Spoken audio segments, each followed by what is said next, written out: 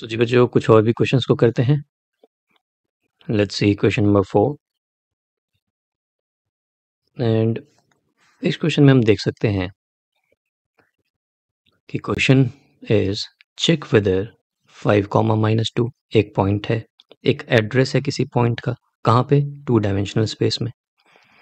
6, 4 ये भी एक 2D प्लेन में या 2D वाली दुनिया में एक एड्रेस है किसी पॉइंट का, ये भी किसी पॉइंट का एड्रेस है।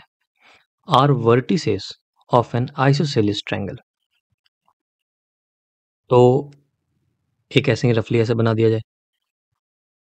नहीं बनाओगे तो भी चलेगा, ऐसा हमने नहीं बनाया तो भी चलेगा, बट स्टार्टिंग में आपकी प्रैक्टिस ऐसे ही होनी चाहिए कि आपने 2 एक्सिस बना दिया, एक्स एक्सिस, वाई एक्सिस। ठीक है। और धीरे धीरे क्या होने लगेगा, देखो धीरे धीरे मैं क्या करूंगा, ये एक्सिस को मिटाना शुरू कर दूंगा। अपने दिमाग में ही ड्रॉ कर लिया मैंने। मैं समझ रहा हूं कि यहाँ पे कोई एक एक्स एक्सिस है, कोई वाई एक्सिस है, और मैं क्या लिखूंगा, मैं एक पॉइंट बना दूंगा 5, -2। किधर बनाना चाहिए मुझे? एक्स पॉजिटिव है, वाई नेगेटिव है, तो कहाँ पे आना चाहिए? एक्स पॉजिटिव वाई नेगेटिव, यहाँ पे। तो मैं कोई एक पॉइंट बना दूंगा ऐसे, मैं लिखूंगा 5, -2। अब पॉइंट ये है कि जब मैं ऐसे एक्स एक्सिस और वाई एक्सिस बना करके मैं एक तरीके से मेरी बहुत अच्छी प्रैक्टिस हो जाएगी, हैबिट हो जाएगी, तो जनरली तुम देखोगे तुम्हारे पॉइंट्स वहीं पे बन रहे हैं। तुम्हें पता है कि मैं ये 5, -2 यहाँ पे बनाने की बजाय मैं यहाँ पे बनाऊंगा। आंसर में कोई फर्क नहीं पड़ेगा बच्चों, अभी भी मैं बता रहा हूँ, लेकिन ये प्रैक्टिस रहने से आपको आगे जाके मदद मिलेगी। जब बाकी के बच्चे कुछ क्वेश्चंस में यूं ही फंस जाया करेंगे तो आपको, आपकी क्लैरिटी बहुत बढ़िया रहेगी। हो सकता है कि कुछ क्वेश्चंस यूं ही बन जाते हैं दिमाग की क्लैरिटी बिल्कुल सही होने पे। ओके, सो 5, -2 बना दिया। 6, 4 बनाना है, ये बना दिया मैंने, एक लिख दिया 6, 4। और कितना एफर्ट लग रहा है, बस यही तो दिमाग लगाना है कि ये कौन से क्वाड्रेंट में आएगा, वहां पे मैं ये पॉइंट बना दे रहा हूँ। ये पॉइंट इस क्वाड्रेंट में होगा, यहाँ पे एड्रेस 6, 4 हो सकता है, तो इसलिए बना रहा हूँ। और अच्छा भी है ना, उस जगह पे ही बनाना तो बेहतर है जिस जगह का वो पॉइंट है। 7, -2 वाई माइनस है और एक्स पॉजिटिव है, तो इधर ही कहीं रहा होगा। 7, -2 लेट्स से यहाँ पे बना देते हैं 7, -2। अब ये बोल रहा है कि जो तीनों पॉइंट है, अगर इसका नाम लिख दिया जाए ABC, तो क्या ये वर्टिसेस हैं ऑफ एन आइसोसेलेस ट्रायंगल? तो इस चीज को चेक करने के लिए, अगर मैं इन दोनों को ज्वाइन कर दूं ऐसे, A और C को ज्वाइन कर दूं ऐसे, इस 5, -2 को इधर लिख दूं, BC को ऐसे ज्वाइन कर दूं 5, -2। ठीक। और ये तीनों डिस्टेंस निकाल लूं, AB, AC और BC, और तीनों डिस्टेंस निकाल करके देखूं, अगर कोई भी दो डिस्टेंस बराबर हो जाता है, जैसे ये और ये बराबर हो गया, तो आइसोसेलेस ट्रायंगल है। अगर ये और ये बराबर हो गया तो आइसोसेलेस ट्रायंगल है। अगर ये और ये बराबर हो गया तो भी आइसोसेलेस ट्रायंगल है। कोई भी दो अगर डिस्टेंस या दो साइड बराबर हो गए तो मैं बोल दूंगा आइसोसेलेस ट्रायंगल है। अब वो बराबर देखने के लिए मैं इन दोनों के पॉइंट के बीच में डिस्टेंस निकाल लूंगा, इसके बीच में डिस्टेंस निकाल लूंगा, इसके बीच में डिस्टेंस निकाल लूंगा। तो एक बार ए बी डिस्टेंस निकाल के देखें, ए बी डिस्टेंस निकाल के देखते हैं कितना आता है। 6 - 5 का whole square plus 4 - -2, 6 square root, तो कितना आ गया 36। 36 और एक 37 रूट। ओके, इन दोनों के बीच का देख लेते हैं जी। इन दोनों के बीच का है 7 - 5, 2 स्क्वायर 4 प्लस -2 और -2, ये तो 0 हो गया। 4 का रूट, ये तो 2 आ गया। ओके, सो लिख दें 37 का रूट आया, ये आया 2, इन दोनों के बीच का डिस्टेंस है ना। ये वाला देखें, ये वाला है 7 - 6 1 प्लस -2 -4 6 स्क्वायर, तो 37 का रूट, हाँ ये आ गया 37 रूट। ये देखो, मैंने थोड़ा जल्दी जल्दी कर दिया, आप उसी तरीके से आप डिस्टेंस फॉर्मूला लगा सकते हो। x1 minus x2 plus y2 minus y1 का होल स्क्वायर, है ना, वैसे करने से। पॉइंट इज कि ये रूट अंडर 37 है, ए बी डिस्टेंस, ए सी भी रूट अंडर 37 है, तो मैं बोल सकता हूँ ये वाला साइड और ये वाला साइड बराबर है, और इसलिए जो ट्रायंगल बन रहा है ए बी सी, ये एक आइसोसेलियस ट्रायंगल है जिसमें A B is equal to A सी।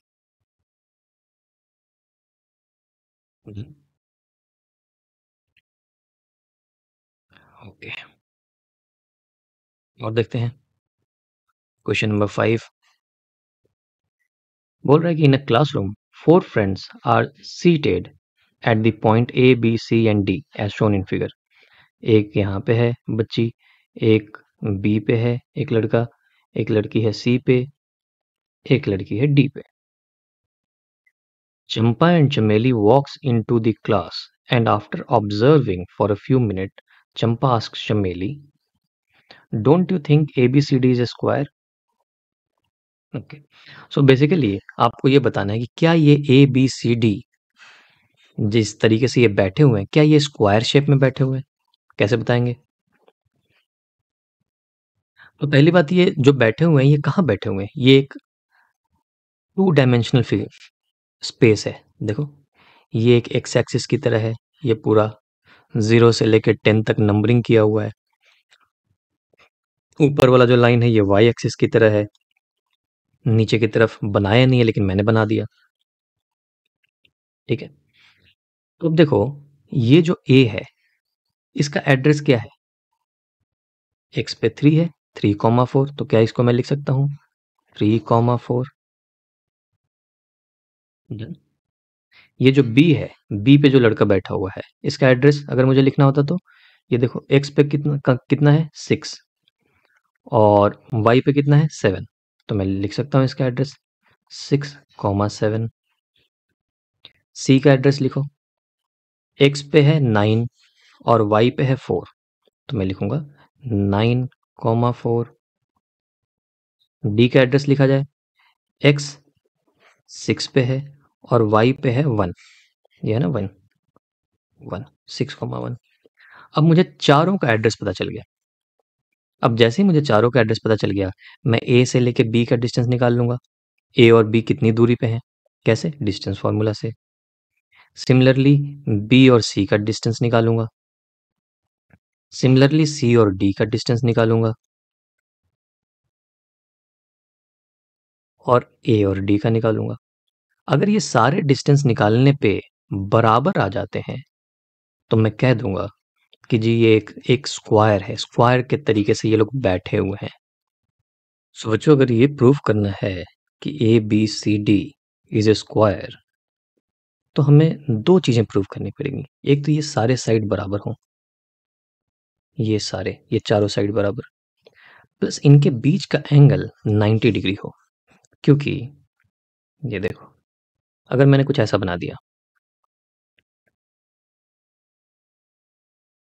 जिसके ये सारे साइड बराबर है और एंगल 90 डिग्री है, तभी मैं कह पाऊंगा कि स्क्वायर है। अदरवाइज अगर कुछ ऐसा बनाता तो इसके भी चारों साइड बराबर होते हैं लेकिन एंगल 90 डिग्री नहीं होता है, और इसको बोलते हैं रोम्बस, इसको बोलते हैं स्क्वायर। पॉइंट ये है कि अगर मुझे ये चीज को प्रूव करना है कि जी ये स्क्वायर है, चंपा चमेली, don't you think ABCD is a square? So if ABCD has to be a square, then ये AB length, BC length, CD length, DA length, ये चारों बराबर होने चाहिए। एंड बस इसी से काम नहीं चलेगा, मुझे ये भी बताना पड़ेगा कि ये एंगल 90 डिग्री है। ओके, सो मुझे लगता है कि आपको इस क्लास में इनको ये पूछना चाहिए था कि don't you think ABCD is a rhombus, यहाँ पे स्क्वायर की जगह पे रोम्बस होना चाहिए था। क्योंकि जी ये तो प्रूफ किया जा सकता है कि AB BC CD DA इनका लेंथ कितना होगा, कैसे प्रूव करेंगे हम डिस्टेंस फॉर्मूला से। तो फॉर एग्जांपल ए बी निकाल के दिखाता हूँ मैं आपको। ए बी निकालना हो तो कैसे करेंगे, x1 minus x2 plus y2 minus y1, है ना, इसका स्क्वायर। तो मैं डायरेक्टली करता हूँ, 3 स्क्वायर होगा प्लस 7 माइनस 4, ये भी 3 स्क्वायर, इसका रूट, तो ये आ जाएगा तुम्हारा 3√2। सिमिलरली अगर बी सी निकालना हुआ तो मैं लिखूंगा B C is equal to 6, 9 में से 6 चला गया 3 स्क्वायर प्लस 3 स्क्वायर, ये भी आ जाएगा 3√2। तो देखो ए बी भी 3√2 है, बी सी भी 3√2 है। उसी तरीके से आप ए डी निकालोगे, सी डी निकालोगे, सब 3√2 आएगा। करके देखना, ठीक है, सब 3√2 आया। तो इतना तो मुझे पता चल गया कि ये चारों साइड बराबर है। लेकिन व्हाट अबाउट एंगल,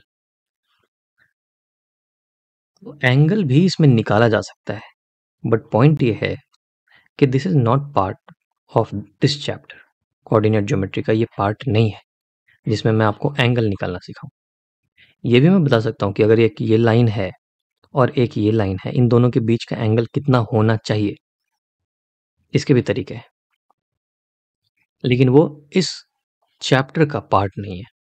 सो अभी मैं उसके डिटेल्स में नहीं जाना चाहता, नहीं तो वो तो बहुत सारी चीज़ें पहले बतानी पड़ेंगी कि इन दोनों के बीच में एंगल कैसे निकालते हैं।